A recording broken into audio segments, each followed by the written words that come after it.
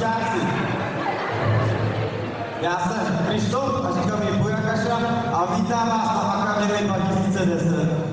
Já vás také vítám, jmenuji se Náděl a děkuji vám, že jste přišli se na nás podívat. Děkujeme i bývalým žákům našeho gymnázia, že se přišli na nás podívat. Třeba vidím tam Romana Prudku, jak sedí, který teďka studuje již prvním rokem na Prvním rokem co udělal špatně. No, on se to nechtěl udělat před víkend, jako každý druhý právě. Tak, jsme vás přivítali a teďka tady bude Hipcenka Hippies. Se dobře bavte.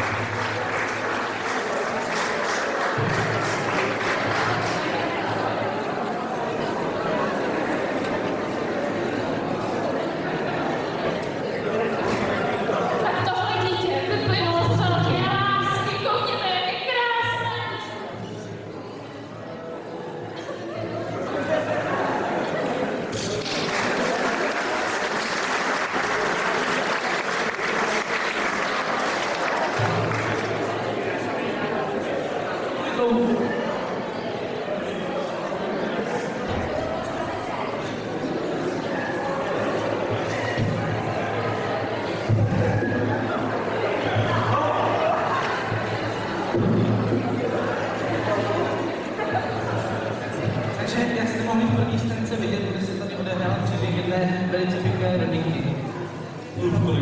Jestli se vám tato scénka líbila, tak si počkejte na tu další, ta bude ještě lepší.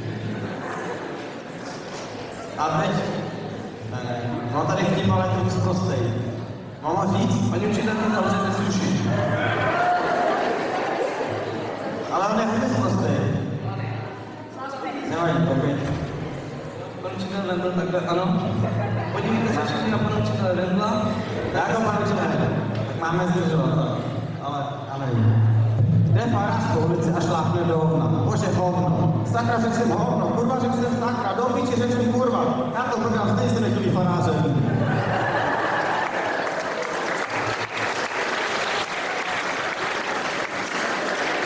No, teď tady bude veliké svaně sexy o sexy šípkové růžence, která nám připraví sexta. Nebo už nám muslo.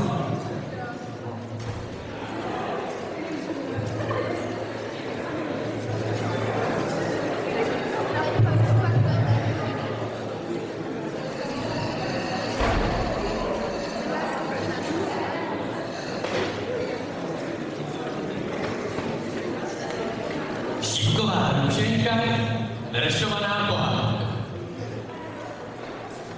Královna na otomanu střídá spousty nymfomanů.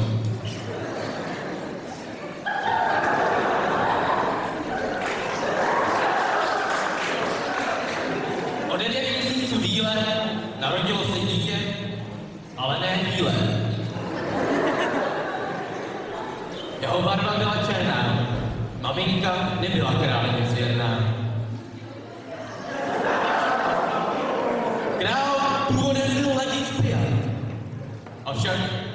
spíš než ladič, byl to pijan. Šel za sudíčkami na kraj světa, ale ty poslali ho na kraj světa. Koupil si 3 sudy vína, s ožralem jejčí hlína. Ale ve víně pravda nebyla, použil tedy mobil. O horoskop píše rychle, SMS-ka přišla rychle. I co uzřel Boha jeho, Růženka, že není jeho. Proklel Růženku navždy a pak dopustil se vraždy. Růženka už dospěla, u mužů též dospěla.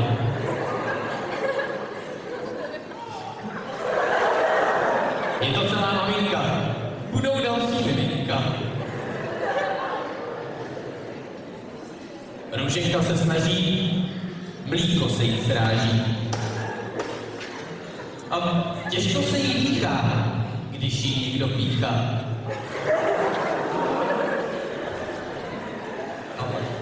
Píchotí se lekla, na sebou sekla. Leží tam v bezvědomí, úplně bezvědomí. Matka jí do věži zavřela. I krátce na to zemřela. Vrátný tam našel, pak za bordel mámou zašel. Zneužívaný tam nechal, platil si za to, klidně nechal.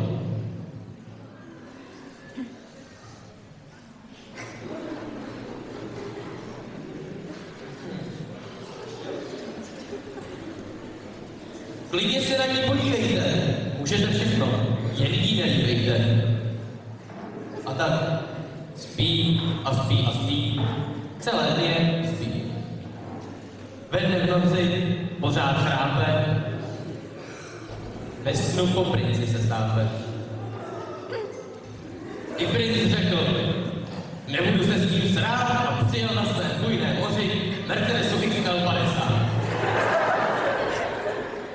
Tak políbil jí na botu, načež přivedl jí k životu. Po svatbě žili v náchodu až do Růženčina přechodu. Pak z prince stal se ladič pijan. Avšak spíš než ladič byl to pijan. A Růženka teď na otomanu střídá spousty nymfomanů.